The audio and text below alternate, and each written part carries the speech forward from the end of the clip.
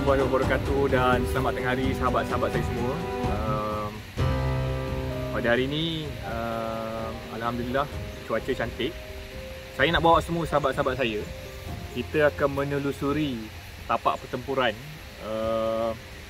Battle of Titi Karangan yang berlaku dari 17 hingga 18 Disember 1941 yang melibatkan anggota daripada formasi 12 Indian Brigade atau kebanyakannya adalah daripada Battalion 2nd Argyll and Sutherland Highlanders. Secara ringkasnya, 2nd Argyll and Sutherland Highlanders ni adalah tentera berbangsa Scotland. Di dalam formasi Malaya Command Reserve dan diletakkan di bawah pemerintahan GOC Melaya sendiri, iaitu Arthur Percival. 2nd Argyll and Sutherland Highlanders adalah unit tentera di Melaya sebelum berlakunya Battle of Melaya atau sebelum berlakunya Perang Dunia Kedua di Tanah Melayu.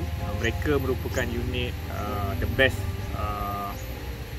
jungle fighting unit lah di dalam Malaya Command, kerana mereka mempunyai CO yang progresif, dinamik dan unorthodox pada waktu tersebut, iaitu CO dia yang dikenali sebagai Lieutenant Colonel Ian Stewart. Tetapi 2nd Argyll ni di dalam satu brigade dia ada 3 battalion. So 12 Indian Brigade ni consists of 3 main battalion, which is 2nd Argyll and Sutherland Highlanders, 5th 2 Punjab and 4th 19 Hyderabad.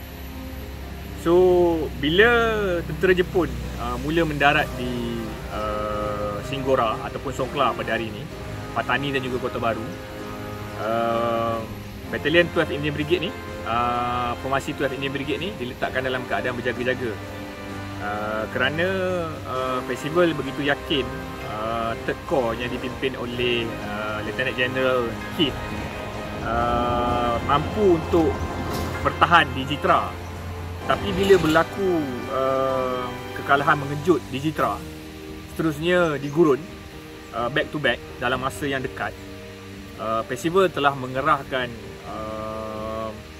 12 Indian Brigade untuk bertahan di frontier lah, di sempadan Perak dan juga Thailand, untuk menahan kemarahan tentera Jepun yang turun daripada aksis pendaratan di Patani. So untuk sesi Battlefield study site kita pada hari ini, saya merujuk penulisan ilmiah 4 buku utama, iaitu yang pertama adalah buku daripada Masanobu Suji sendiri. Lieutenant Colonel Masanobu Suji ni dia adalah Chief Chief of Staff Planning and Operation Malaya Campaign.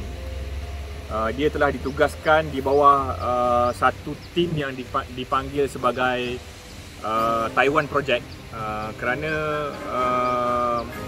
nucleus unit tu ada di Taiwan dan they have to come up and design an invasion plan lah untuk tentera Jepun menawan Singapura melalui Melaya.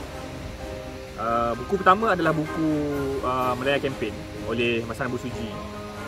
Buku kedua yang saya rujuk seperti biasa adalah Battlefield Site Study Tour daripada Colonel Ross Cable dan juga Warrant Officer 2 Paul Knapp. Buku ketiga yang saya rujuk adalah daripada Lionel Wigmore. Lionel Wigmore penulis sejarah daripada Australia. Dia menulis buku bertajuk The Japanese Trust, Australian Army Military History 1939 to 1945. It's a very good book yang menceritakan secara jelas dan juga detail bersama gambar mengenai Malaya Campaign, dan kita dapat tengok dalam buku tersebut macam mana komposisi orang-orang Malaya, iaitu yang terdiri daripada orang Tamil, Cina dan juga orang Melayu menghadapi serangan tentera Jepun. Buku ketiga yang saya rujuk adalah buku Moon Over Malaya yang ditulis oleh Jonathan Moffat dan juga Audrey McCormick, yang menceritakan mengenai sejarah Second Argyll and Sutherland Highlanders di Tanah Melayu lah. Dan buku keempat adalah buku Melaya yang ditulis oleh Profesor Brian Farrell. Profesor Brian Farrell ni is the authoritative guy lah kalau kita bercakap mengenai Perang Dunia Kedua di Tanah Melayu. Profesor Brian Farrell adalah orang yang menulis secara impartial dan juga secara detail data-data, data teknik dan juga data fakta pertempuran has been verified by semua pihak yang terlibat lah, termasuk tentera British India dan juga Pakistan. So seperti biasa, kalau kita nak tahu dengan lebih detail mengenai pertempuran Battle of Melaya secara teliti, secara halus dan juga secara komprehensif, we still need to read the book lah. Kita memang tak dapat lari daripada keperluan tersebut.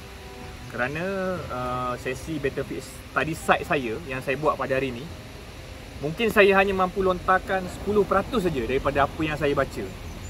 Sebab sejarah Battle of Melaya ni dia sangat detail, komprehensif dan penuh warna-warni. So mungkin saya bila saya buat Battlefield Study Site ni, saya tak merujuk apa-apa skrip. So mungkin ada benda penting yang saya lupa, yang saya tak mampu nak share. So you still need to read the book lah. So to become a very good scholar, memang kita tak dapat lari daripada hakikat tersebut. Cuma video yang saya nak buat pada hari ini mungkin sampai 20 part lah. Saya akan pendekkan video untuk memudahkan kita tengok. Tapi dia mungkin pergi kepada 20 part. Saya cuba lontarkan balik sebaik mungkin. Dan saya juga rujuk jurnal penulisan Mr. Alistair Gordon, iaitu anak kepada Captain Ernest Gordon yang terlibat di dalam pertempuran di Titi Karangan. So di dalam Battalion 2nd Argyll and Sutherland Highlanders ada 3 company, iaitu A, B dan juga D terlibat di dalam pertempuran di Titi dan Karangan. Dan CEO company A bernama Captain Ernest Gordon.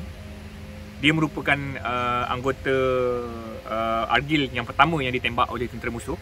Nanti saya akan ceritakan bagaimana peristiwa dia ditembak.